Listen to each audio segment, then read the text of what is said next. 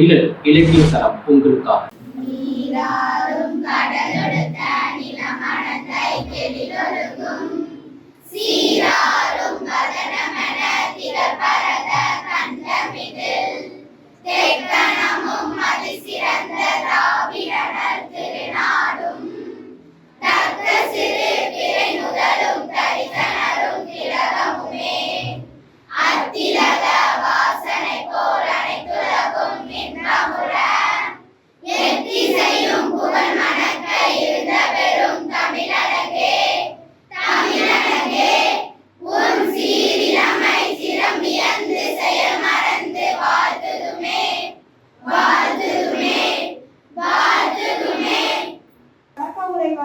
பள்ளியின் தாளாளர் அன்புடன் அழைக்கிறோம்.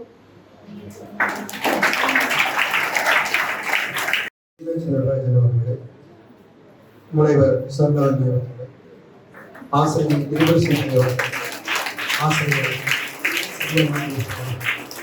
உங்கள் அனைவரும் உங்களது பள்ளியின் சார்பில் வருக வரவேற்கிறோம். இது மாதிரி பற்றிமன்றம் நம் பள்ளியில் 3வது முறையாக நடைபெறுகிறது. காமராஜர் பிறந்த தின விழாவினை ஒட்டி ஒவ்வொரு ஆண்டும் நமது பள்ளியில் பட்டிமன்றம் நடைபெறுகிறது. இந்த பட்டிமன்றத்தில் நமது பள்ளி மாணவர்களும் பங்கு பெற்று அவர்களின் திறமையை வெளிக்காட்டுவார்கள். இந்த முறை முழுக்க முழுக்க நமது பள்ளி மாணவியை தொகுத்து வழங்குவதற்கும் மற்றும் அவர்களின் திறமையை வளர்த்துக் கொள்வதற்கும் இந்த சந்தர்ப்பத்தை நாம் பயன்படுத்திக் கொள்கிறோம். ஜூலை 15 காமராஜரினுடைய பிறந்த நாள். அன்றைய தினம் இந்த நிகழ்ச்சி யூடியூபில் ஒளிபரப்பாக இருக்கிறது. காமராஜரை பற்றி சொல்லணும்னா கல்வி கண் திறந்தவர் காமராஜரும் ஆகும். ஆனால் அவர் படித்ததே இல்லை. காமராஜர் படிக்காத எல்லாரும் படிச்சுட்டா எல்லா வேலையும் பார்க்குறாங்க. காமராஜர் என்ன படித்தாரா அப்படின்லாம் கேட்பாங்க. ஆனால் படிக்காத காமராஜர் தான் நிறைய கல்வி சாலைகளை திறந்தார் என்பது மிகவும் முக்கியமானது. மற்றும் அப்போ படிக்காத காமராஜருக்கு கல்வியினுடைய முக்கியத்துவம் தெரிந்ததுனாலதான் அவர் அப்படி பண்ணாரு. அவர் செய்த சாதனைகள்னு சொன்னால் ஏகப்பட்ட அணைக்கட்டு கட்டியிருக்கிறாரு. நிறைய பள்ளிக்கூடங்கள், மதிய உணவு திட்டம், இது மாதிரி எல்லாமே இது பண்ணி ஆரம்பம் செய்து மக்களை பள்ளி மாணவர்களை ஊக்கப்படுத்தியிருக்கிறாங்க. அப்புறம் அவரோட நம்பிக்கை தான் மாணவர் கல்வி ஒன்றுதான் நம் நாட்டை நல்ல இடத்திற்கு எடுத்து செல்லும் என்பதுதான் அவருடைய நம்பிக்கை. அதே மாதிரி ஒவ்வொரு மாணவர்களும் நம்பிக்கை வச்சுக்கணும். உங்கள் மேல நீங்க நம்பணும். நம்மளால இது முடியும். பார்த்தா இப்போ ஒரு உதாரணம் சொல்லணும்னா, ஒரு செடி வளருது. அந்த செடி வளர்ந்துட்டு இருக்கும்போது எத்தனை தடைகள் வரும். ஆடு கடிச்சிட்டு போயிடும். ஆடு கடிச்சிட்டு போற செடியை நம்ம பாதுகாத்து அந்த செடி தன்னைத்தானே பாதுகாத்துக்கணும். சில சமயங்களில் அந்த இடையூறுகளிலிருந்து தடைகளிலிருந்து விடுபட்டு அது ஒரு பெரிய மரமாக இருந்தால் அந்த மரத்தின் நிழலில் அந்த ஆடு ஒதுங்கும். அதுபோல உங்களுடைய நம்பிக்கையை வளர்த்து உங்களுடைய முயற்சியில் நீங்கள் வெற்றி பெற்றால் உங்களை பேசுவாங்க. நீங்க என்னத்தை படிக்க போற, டாக்டர் படிக்க போறேன்னு நீங்க சொன்னேன்னு வச்சுக்கணும், என்னையெல்லாம் என்னத்தை படிச்சு கிடைச்சா அப்படின்னு சொல்லுவாங்க. ஸோ அதே நீங்க படிச்சு முடிச்சிட்டீங்கன்னா பரவாயில்ல, உன்னோட மன தைரியம் தான், உன்னோட மன உறுதி தான் உன்னை இந்த அளவு வெற்றி பாதைக்கு கொண்டு வந்துச்சு அப்படின்னு சொல்லுவாங்க. ஸோ அப்போ நம்மளுடைய நம்பிக்கையை நாம எந்த சூழ்நிலையில் எத்தனை தடைகள் வந்தாலும் தூக்கி உடை போட்டு யாரை பத்தியும் கவலைப்பட, சமூகத்துல நிறைய எதிர்ப்புகள் வரும். ஒரு சின்ன முயற்சி எடுத்து முன்னேற போகும்போது ஏகப்பட்ட இடையூறுகள் வரும், நிறைய டிசப்பாயின்மெண்ட் வரும், டிஸ்கரேஜ்மெண்ட் வரும். அது அவ்வளோதையும் ஒதுக்கிட்டு நீங்க உங்களுடைய குறிக்கோள்ல, உங்களுடைய இலக்குல, லட்சியத்தை அடைகிறதுக்கு முயற்சி எடுத்தீங்கன்னா கண்டிப்பாக உங்களை உதாசீனப்படுத்தவங்க, உங்களை கேள்வி பண்ணவங்க எல்லாரும் அளவுக்கு துணிச்சல் கிடையாது அப்படின்னு சொல்லிட்டு உங்களை பாராட்டுவாங்க. உங்களுடைய முன்னேற்றத்துல அவங்க பலன் அடையிறதுக்கு முயற்சி பண்ணுவாங்க. ஸோ அடுத்தவங்களை நீங்க எதிர்பார்க்கறத விட உங்களை அடுத்தவங்க எதிர்பார்த்து வரணும்னா நீங்க எடுத்த முயற்சியில முழு நம்பிக்கையோட செயல்படணும்னு கேட்டுக்கொண்டு பிறகு முடிக்கிறேன். பட்டிமன்றத்தில் என்னுடைய வணக்கத்தை தெரிவித்துக் கொள்கிறேன். நானும் சரஸ்வதி 2 பேரும் இன்னர் வீட்டுல திருநெல்வேலியில பிரசிடென்ட்டும் செக்ரட்டரியாக இருக்கிறோம். எங்களுக்கு இந்த சந்தர்ப்பத்தை கொடுத்த அவர்களுக்கு முதல்ல என்னுடைய நன்றியை தெரிவித்துக் கொள்கிறேன். இந்த நிவேதிதா ஸ்கூல் பேர் எப்படின்னா, விவேகானந்தருடைய தங்கச்சி பேர்ல வந்தது. அதை நினைக்கிறப்ப ரொம்ப பெருமையா இருக்கு. உங்களுக்கு இன்னைக்கு வந்து காமராஜருடைய பிறந்த நாள் வந்து 15ஆம் தேதி. அதை வந்து நம்ம இன்னைக்கு பட்டிமன்றம் மூலமா உங்க இதுல நம்ம கொண்டாடுறோம். ஃபர்ஸ்ட் வந்து நீங்க எல்லாரும் வந்து உங்களுடைய படிப்புல தான் முதல்ல வந்து உங்களுடைய கவனம் இருக்கணும். வீட்டுல வந்து எல்லாரும் படிங்க படிங்கன்னு சொல்றது வந்து உங்களுக்கு கஷ்டமா இருக்கும். பட் ஆனா நீங்க வந்து எல்லாரும் நல்லா படிக்கணும். இது வந்து ஒரு ஆப்பர்ச்சுனிட்டி உங்களுக்கு சைட்ல இந்த மாதிரி நிறைய என்டர்டெயின்மெண்ட் நடக்கும். அதுலயும் நீங்க பார்ட்டிசிபேட் பண்ணணும். அப்பதான் உங்களுக்கு வந்து மற்றவங்களுடைய இதெல்லாம் என்னங்கிறது நல்லா தெரியும். இப்போ காமராஜர் வந்து படிக்கல, ஆனா வந்து அவர் என்னது முதலமைச்சரா ஆனாரு. அவர் வந்து நிறைய தொண்டுகள் எல்லாம் நான் பண்ணியிருக்காரு. அதனால அவர் வந்து நம்மளுக்கு படிப்பறிவை கொடுக்கணும் அப்படின்னு சொல்லிதான் இந்த கல்வியை வந்து முதல்ல கொடுத்தது. அதனால நீங்க வந்து என்ன செய்யணும், உங்களுக்குள்ள போட்டி இருக்கணும், பொறாமை இருக்கக்கூடாது. அவ முதல்ல வந்துட்டா நம்ம வர முடியலேன்னு நினைக்க கூடாது. அவ எப்படி படிக்கிறா அப்படிங்கிறத நம்ம நினைக்கணும். அதுல வந்து நம்மளுக்கு என்ன செய்யணும், ஹார்ட் ஒர்க் நிறைய பண்ணணும். உங்களுக்கு வந்து படிப்பு தான் என்ன ரொம்ப ரொம்ப முக்கியம்.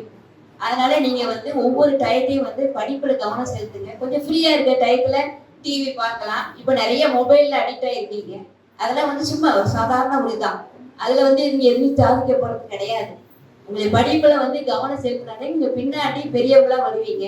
இதனால வந்து என்னது உங்களுக்கு உங்க பெற்றோர்களுக்கும் வந்து ரொம்ப சந்தோஷத்தையும் பெருமையும் கொடுக்கும்.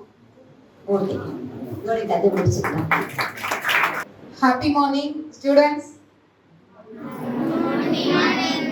இன்னும் சத்தமா? Thank you. Happy morning, sir. Thank you so much for this opportunity. எனக்கு இந்த ஒரு வாய்ப்பு கொடுத்ததற்காக முதல்ல வந்து நம்மளோட கரஸ்பாண்டன்ட் முத்துசாமி அவர்களுக்கு, குமாரசாமி அவர்களுக்கு என்னுடைய மனமார்ந்த நன்றியை தெரிவித்துக்கிறேன். சார் வந்து இந்த மாதிரி எத்தனையோ ஆப்பர்ச்சுனிட்டி எனக்கு கொடுக்கறதுக்கு தயாரா இருக்காங்க சார். ஆனா இந்த ஆப்பர்ச்சுனிட்டிக்கு வந்து நான் ரொம்ப எக்ஸ்பெக்ட் பண்ணது என்ன ஒரு விஷயம் அப்படின்னா, இது பெருந்தலைவர் காமராஜர் அவர்களின் ஒரு பிறந்த தினத்தை முன்னிட்டு வழங்குறதுனால இந்த ஈவெண்ட்டுக்கு வந்து முக்கியத்துவம் கொடுத்துருக்கேன். ஏன் அப்படி, நான் பெருந்தலைவர் காமராஜர் தாத்தா பத்தி எல்லாரும் சொன்னாங்க. அவங்கெல்லாம் வந்து அவர் வந்து படிக்கல, ஆனாலுமே அவர் வந்து ஒரு மேதை. அதாவது ஸ்டூடெண்ட்ஸ் வந்து என்னன்னா ஒரே ஒரு விஷயத்த மட்டும் தெரிஞ்சுக்கலாம். என்ன அப்படின்னா, எஜுகேஷன் வேற, நாலேஜ் வேற. நாலேஜ்ங்கிறது வந்து என்னன்னா அதுக்கும் வயதுக்கும் எந்த சம்பந்தமும் கிடையாது.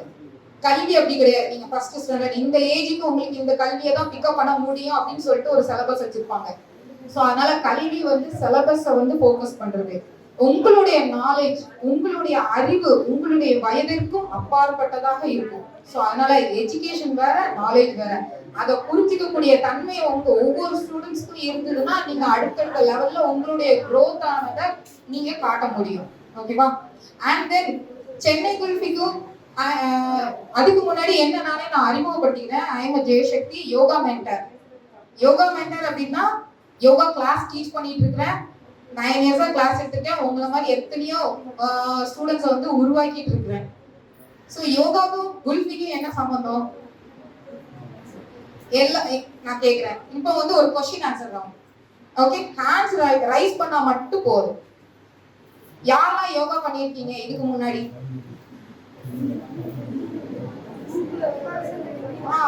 Super. Okay, very good. Thank you. Next question. யாரு சாண்ட்விச், பர்கர் and ஐஸ்கிரீம்ஸ்லாம் சாப்பிட்டிருக்கீங்க?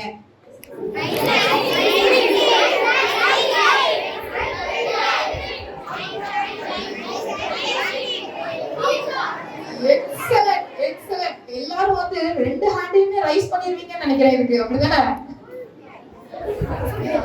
ஓகே. என்ன அப்படின்னா நம்ம வந்து சாப்பிடுறோம். சாப்பாடுக்கும் யோகாவுக்கும் வந்து என்ன சம்பந்தம் அப்படிங்கிறது உங்க ஸ்கூல்ல ஆல்ரெடி யோகா டீச் பண்ணிட்டு இருக்காங்க அப்படின்னு சொன்னாங்க சார் வந்து சொன்னாங்க. ஸோ அதுலயே உங்களுக்கு வந்திருக்கும் அப்படிதானே? ஃபுட் எவ்வளவு இம்பார்ட்டன்ட், அந்த ஃபுட்டை நம்ம எப்படிலாம் சாப்பிடணும், உணவு தான் மருந்து அப்படிங்கிறத யோகால நம்மளுக்கு டீச் பண்ணிருப்பாங்க. அப்படிப்பட்ட ஃபுட்டை நம்ம வந்து ஸ்கூல்ல ஐஸ்கிரீம்ஸோ இல்ல உங்க வீட்லயே நீங்க எங்கேயா போறீங்க ஐஸ்கிரீம் சாப்பிடுறீங்க, அப்ப என்ன சொல்லுவாங்க? கோல்டு பிடிச்சிடும், நாளைக்கு ஸ்கூல் இருக்குடா போகணும் அப்படின்னு சொல்லுவாங்களா இல்லையா? எத்தனை பேரண்ட்ஸ் சொல்லுவாங்க? ஒரு 80% பேரண்ட்ஸ் கண்டிப்பா சொல்லுவாங்க, அப்படித்தானே? ஆனா நீங்க என்ன சொல்லலாம்? அம்மா நாளைக்கு ஸ்கூல்ல யோகா பண்ணிக்கிடுவேன், நான் இன்னைக்கு ஐஸ்கிரீம் சாப்பிடுவேன், நேற்றுக்கு நான் யோகா பண்ணா இன்னைக்கு நான் ஐஸ்கிரீம் சாப்பிடுவேன் அப்படின்னு சொல்லலாம்ல? சொல்லலாம்ல? அப்போ யோகா யோகா என்ன பண்ணலாம்? யோகா பண்ணா ஐஸ்கிரீம் சாப்பிடலாங்கிறது கிடையாது. ஐஸ்கிரீம் சாப்பிடணுங்கிறது லிமிட் நம்மளுக்கு தெரியும். அதுதான் இதுல உள்ள மீனிங். ஓகே, நம்மளுக்கு அந்த மெச்சூரிட்டி வந்துடும். நம்ம எவ்வளவு சாப்பிடணும், என்ன சாப்பிடணும், எந்த நேரத்துல சாப்பிட்டா நம்மளுக்கு அதை ஒத்துக்கும், சாப்பிட்டதுக்கு அப்புறம் என்ன பண்ணணும், தண்ணி குடிச்சுக்கணும், கொஞ்சம் ஹாட் வாட்டர் குடிச்சுக்கணும் அப்படிங்கிற நாலேஜ்ல என்ன பண்ண ஆரம்பிச்சிடும், நம்மளுக்கு தெரிய ஆரம்பிச்சிடும். சோ அப்ப என்ன பண்ணலாம்? யோகா பண்ணா தைரியமா சாப்பிடலாம் ஐஸ்கிரீம்.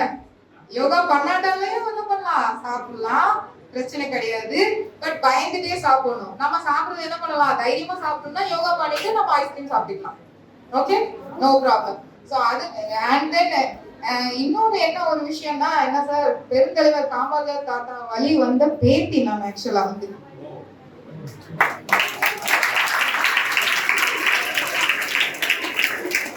எங்க மாக்கே தெரியாது. எங்க அம்மா வழி தாத்தாவோட அவங்க தாய் மாமா ஆக்சுவலா வந்து. ஸோ அதனால எனக்கு வந்து இன்னைக்கு சென்னை திருப்பி ஆரம்பிச்சு இப்போதான் நாங்க லாஸ்ட் வீக் ஜூலை 7 தான் ஆரம்பிச்சோம் ஷாப் வந்து ஓபன் பண்ணும்போது. அண்ட் எங்க ஷாப்போட நேமே K.7. ஏன்னா எங்க தாத்தாவோட பேர் காமராஜர் தாத்தாங்கிற அந்த கே எடுத்துதான் நாங்க வந்து செலக்ட் பண்ணி வச்சிருக்கிறோம். டாட் போட்டு 7 அப்படின்னு எதுக்கு போட்டிருக்கோம்னா 7 தலைமுறைகளையும் உள்ளவங்களையும் குறிக்கணுங்கிறதுக்காக நாங்க அந்த நேம் வச்சிருக்கோம். நாங்க வந்து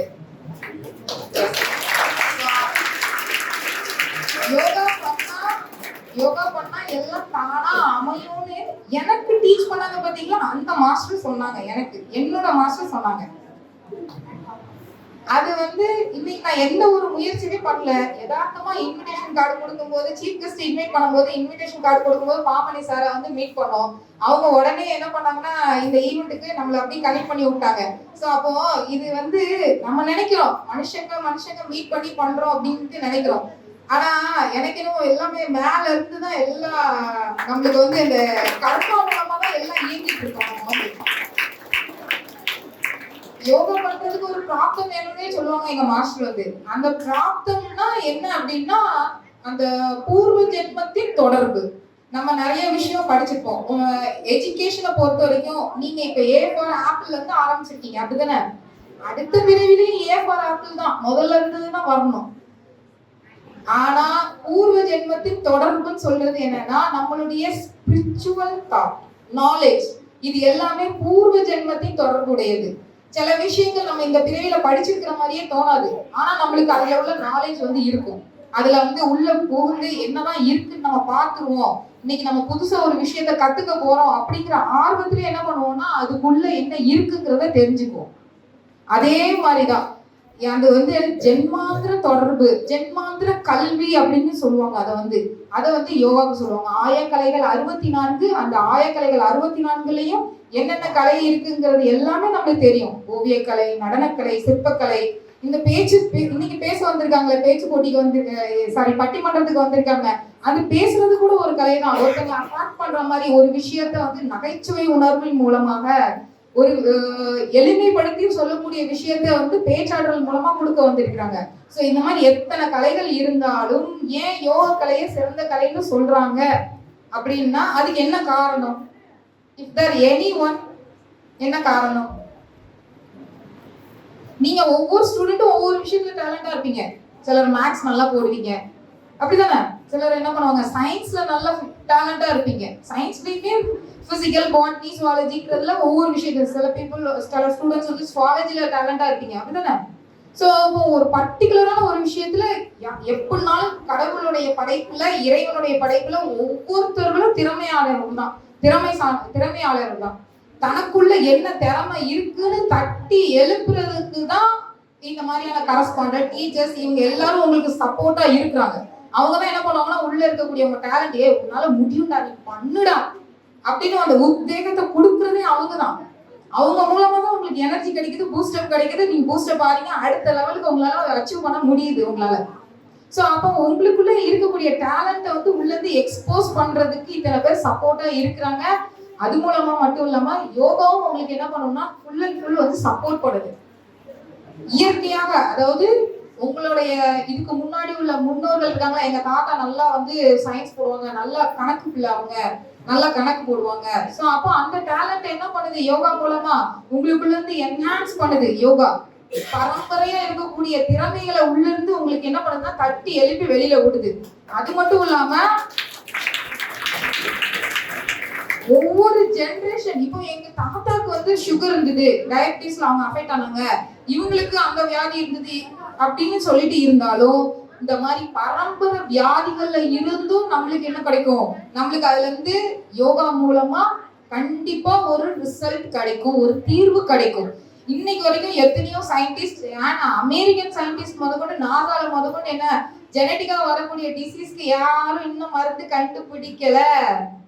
தலைவலியா உடனே மருந்து போட்டா சரியாயிரும், வயிற்று வலியா உடனே மருந்து போட்டா சரியாயிரும். ஆனா பரம்பரையா வரக்கூடிய வியாதிகளுக்கு இன்னைக்கு வரைக்கும் யாரும் மருந்து கண்டுபிடிக்கவும் முடியாது. அதுக்குள்ள சொல்யூஷன் யோகால மட்டும்தான் இருக்கு. ஆதி யோகா, ஏஷியன்ட் யோகா, பதஞ்சலி மாமுனிவர் 5000 வருடங்களுக்கு முன்னாடி நம்மளுக்கு இந்த யோக சூத்திரம் என்றால் ஃபார்முலா.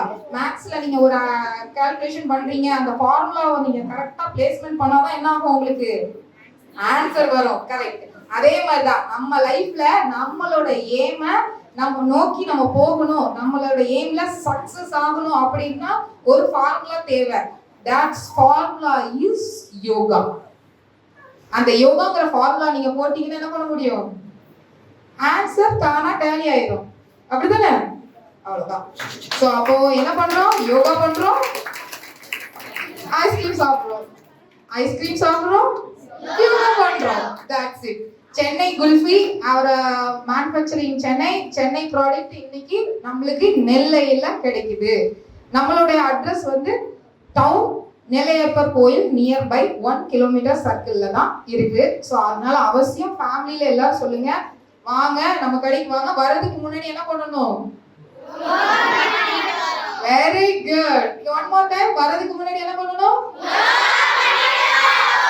Very good. இந்த எனர்ஜி எப்பவுமே இருக்கணும். Okay, very good. Thank you so much sir. வணக்கம், அனைவருக்கும் வணக்கம். இன்னைக்கு காமராஜர் பிறந்த நாள்ல உங்க கூட இருந்து நாங்களும் இந்த நிகழ்ச்சிக்கு வந்ததுக்கு எங்களுக்கு ரொம்ப சந்தோஷமா இருக்குது. தலைவர் அவர் பாமணி சாரோட ஏற்பாடால இங்க நாங்க வந்து உங்களோட இருக்கிறோம். முத்துக்குமாரசாமி அவர்களுக்கும் இந்த நிகழ்ச்சி எங்களுக்கு வழங்கியதுக்கு ரொம்ப நன்றி தெரிவித்துக் கொள்கிறோம். அவங்க இன்னைக்கு ஒரு பட்டிமன்றம் நடத்துறாங்க.